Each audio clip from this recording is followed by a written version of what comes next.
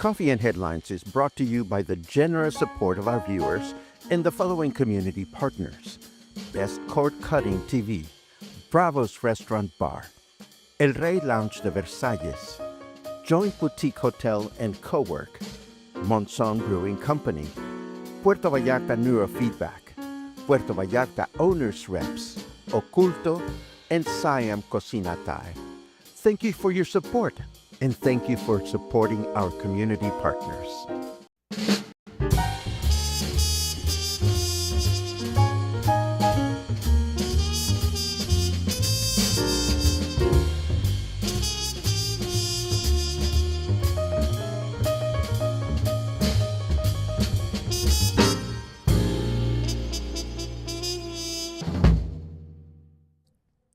So, what rhymes with sushi? You know, I was about to sing you a song about sushi along the lines of, I'm in the mood for sushi, maybe because it's, and I drew a blank. So, if anybody, if anybody can come up with a good rhyme for the word sushi, I'll be happy to sing. But first, welcome. This is Coffee and Headlines. Here we are once again. It's a pleasure to see you. It is Wednesday, June. I was going to say July, but it's still June. Wednesday, June 18. It is a pleasure to see you all. I'm still looking at all these good mornings, but we'll come back to the good mornings in a little while as we have some interesting and fun news to share with you today. We are going to start, of course, with, we've been so happy about the rain, but, it does bring, oh, where did it go? Come back. There you go. We love the rain. We love it when it rains, but there are always two sides to the story. Puerto Vallarta's firefighter and civil protection department have been busy, quite busy in the past couple of days, assessing and addressing damages after the storm, from cleaning grates on the streets to removing fallen trees from that landed on top of vehicles. Not fun. Or flooding. This is in Plaza Las Glorias, across the street from some hotels behind Francisco Medina Asensio.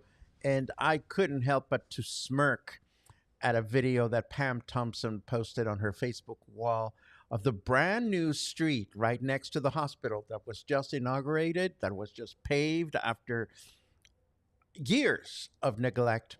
And what do you know? It was completely flooded. What can I tell you?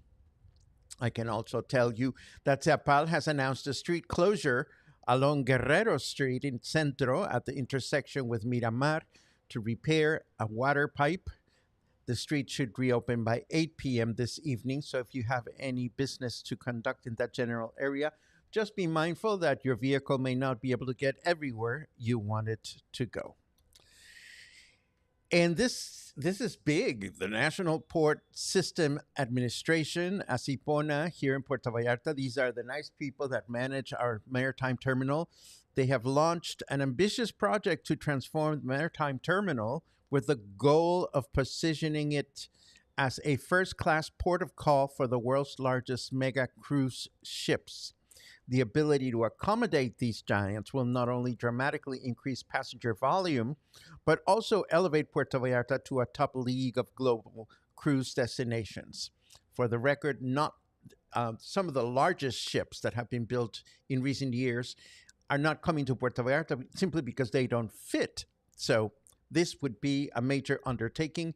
We don't know what the details entail about this expansion, but the Maritime Terminal also announced other projects that are underway for the comprehensive development of the destination, such as an exclusive route of Mexican ports, the possibility of becoming a home port for mid-sized cruise ships, a ferry route to the Marias Islands, a gastronomical corridor, and a beach club, and a botanical garden with a pavilion of traditional Mexican beverages. I might roll my eyes a little bit because that's a lot of announcements, that's a lot of expansion, and of course, it sounds great, but we'll believe it when we see it. And I say that only because this notion of, for example, turning our maritime terminal into a home port and announcing a cruise ship that would just navigate throughout Mexico. This has been done before and it hasn't worked. Hopefully, this time around, it just might.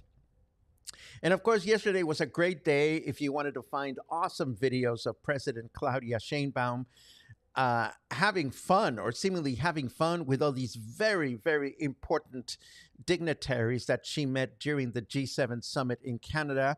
She has concluded her participation, and here we can see her in part of the official photo alongside with her counterparts from other countries.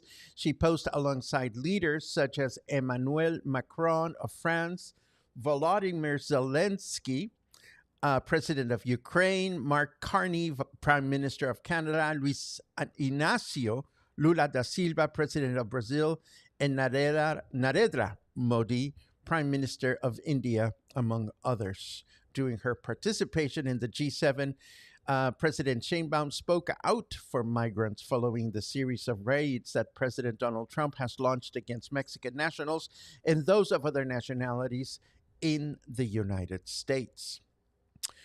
And of course, as we expected, Hurricane Erick has strengthened into a Category 1 hurricane early this morning as it slowly approaches the coast of Mexico, specifically the states of Guerrero and Oaxaca. This is according to a report by the National Meteorological Service, which also warned that current conditions in the Pacific Ocean are favorable for rapid intensification of the hurricane. So it's not ruled out that it could reach major hurricane status by tomorrow before making landfall on the Mexican coast. So a precautionary zone was established from Acapulco, Guerrero to Puerto Angel, Oaxaca. Of course, this is happening south of Puerto Vallarta. So this time, we won't see much hurricane action, not from Erick, that is. But let us find out what our weather forecast has in store for us. Of course, it helps if I turn it on, doesn't it? Let's have a quick look. Okay, here we go. See, I fucking told you, rain stopping in 6 minutes, says Snarky Weatherman. It's bright and sunny out there, if you ask me. It's 30 degrees out there. Humidity is at 72%. And our weather forecast says that we're going to get light rain throughout the day, a chance of rain of 43%, a high of 32, and a low of 26. Then tomorrow, we can expect rain in the morning with thunderstorms in the afternoon, a chance of rain of 72%, a high of 31, and a low of 26. Then Friday, heavy rain throughout the day with a 98% chance of rain. So Friday is expected to be a rainy day with a high temperature of only 28 degrees. That's beautiful. And a low temperature of 26. And that is what we have for the first segment. The second segment, I want to start by reading something that really touched me.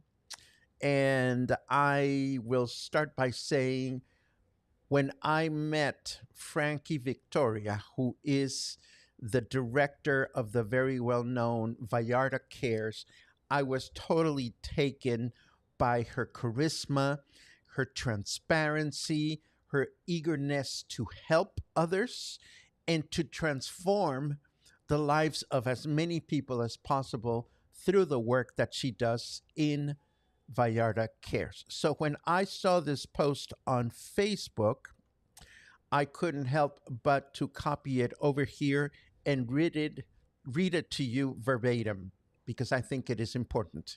It goes like this. Being the director of a well-known nonprofit is, without a doubt, the hardest thing I've ever done.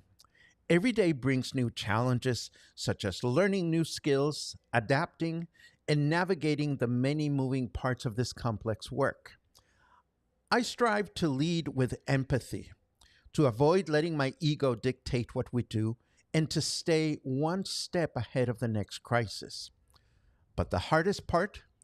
knowing we can't help everyone. Since last year, donations have been very low. We've managed to keep going through the generosity of our donors, tight budgeting, grants, and even personal sacrifice. But today, it's simply not enough. In the past month alone, the need has grown by over 30%. And it's not just Mexican nationals. Every day, more and more foreigners are also reaching out for help. Just this morning, before I'd even had my coffee, I received two personal calls from people asking for food. And when we say we can't help because we truly don't have the resources, some people respond with anger or hurtful accusations as if we're turning them away by choice. I promise you, I have given everything to this mission: my skills, my time, my health, even my family life. That's why I'm asking for your help. If just 500 of our followers became monthly donors with a $20 contribution, we could meet the rising demand and continue offering the vital support that so many rely on.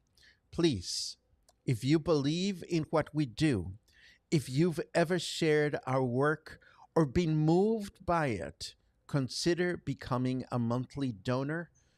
Together, we can keep going. And again, this is from Frankie at Vallarta Cares. It is a pleasure to amplify this message, and I'm going to put it in the show notes. And hopefully, some of you from Coffee and Headlines, from this wonderful cluster that you've created, will be in a position to help. Now, if you need a good excuse to go out and enjoy some sushi today, well, I don't, but maybe you do. Just know that today is International Sushi Day. So if it was not in the cards, make it be in the cards and go and enjoy some sushi. Or maybe you're looking for a great excuse to go on vacation in the Pueblo Mágico of Pátzcuaro, with a T, Pátzcuaro, in the state of Michoacán. I've never been. I hear it's beautiful, and maybe this might be an excuse for a quickie. You see, Pátzcuaro is celebrating their Cantoya Fest.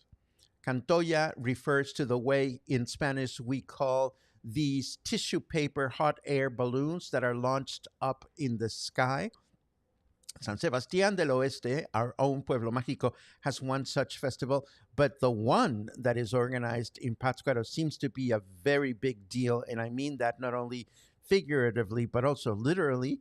The festival promises 3 nights with hot air balloons made with tissue paper, lights, activities, food, and musical and other types of artistic presentations. This is going to take place from July 25 to July 27, so there's still some time to plan if you would like an excuse to get away from Puerto Vallarta for a quick trip in the state of Michoacán.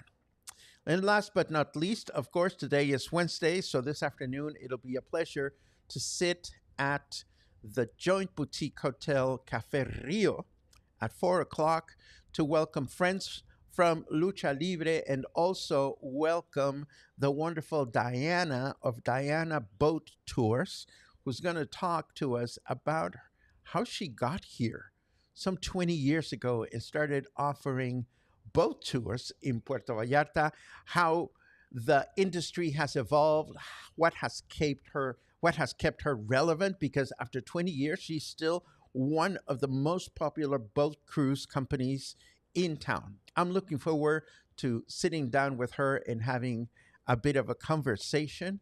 And before we continue with our chit chat section, a quick reminder of this, which is also coming tomorrow, and a great excuse to hide away from the rain in air conditioned comfort. Here it is. I have a question for you. Are you familiar with these characters? If you watch this on TV, then you already know Michel Legrand. I may not be able to tell you much about what happens next here, But if you join me this coming Thursday at 5 p.m. at the Joint Boutique Hotel, you may learn a thing or two about Michel Legrand. And of course, I've had Michel Legrand music in my mind for the whole week. It's going to be so much fun. Look at all these messages. Look at all these comments, rather. Great good mornings from friends that I recognize and also friends that I don't. So this is great. It's great to read your good mornings. Pum, pum, pum. Oh, wow. Mary says, we are having a Puerto Vallarta type thunderstorm in Toronto right now. Well, we're not having one right now, but Google what rhymes with sushi. I can't do that and do a broadcast at the same time, so maybe I won't be singing today. Angelica says, that's a lot of projects. If you refer to the Maritime Terminal, yes, that's a lot of projects. So we'll have to see what actually lands. Boom, boom, boom, boom. Let's see what else we have.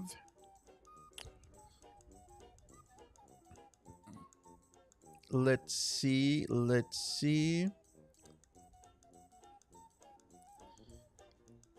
Sokuts says, a Mexican cruise ship tour several years ago was not promoted well, so many replied they would have done it if they had known about it. Oh yes, again, there was a European company that organized one, and you could just hop on this cruise ship and explore the Mexican Riviera here right in Puerto Vallarta.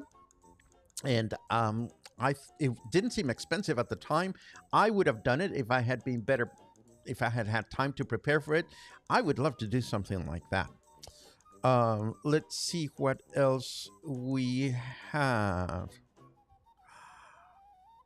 Oh, pushy sushi. Thank you, Laura. I'm in the mood for sushi, and I don't mean to be pushy.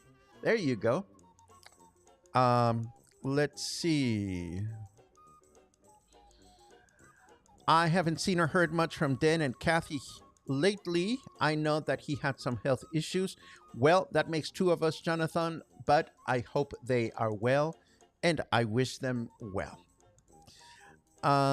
Let's see. Linda says, Viarda Cares does an amazing service to our community. Every little bit helps. I totally agree with you, Linda, and this is why I was more than happy to share that heartfelt note from Frankie with all of us here at Coffee and Headlines. Oh, there you go. See, Harold did go on that cruise ship that did the Mexican port tour about 5 years ago. It was not well promoted. I totally agree. And yes, I would have done it if I had known more news about it. Let's see what else. Sushi rhymes with pushy. I love it. Can't wait for that. Spotlight should be an excellent interview. Well, Laura, if all goes well, if you're referring to the one with Diana, I hope it's more of a conversation, because I would just love to compare notes with Diana and just learn about how she has stayed so relevant after all these years. Let's see. Will you get that boy singer back on the spotlight? Well, I didn't not get him. He simply did not show up. And I don't know what to tell you, Jonathan. We provide these opportunities to promote people for free, whatever it is that they're doing. And if they don't show, they don't have the courtesy of at least sending a note saying, my dog died or I developed the flu or whatever. But the good thing about this, Jonathan, is that there's no shortage of truly amazing people to connect with in our city. So I'm not deterred by this little glitch. If this gentleman, the boy singer, knocks on my door again, I'll be happy to have him. But I will send him a note saying, dude, show up. because he's the second performer that does this. At least the performer number one did have the decency of saying, I won't be able to make it. And I appreciated that at the time.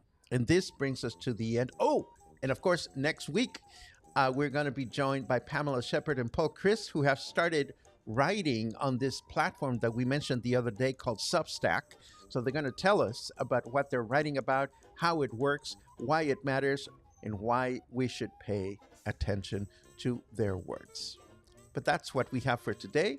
I'm going to go get ready and get all my cameras charged and all my equipment ready to go and record these spotlight interviews later on today at the Joint Boutique Hotel. Feel free to stop by if you want to say hello or not. And if I don't see you today, I will definitely be here tomorrow morning for more coffee and more headlines. Have a great day.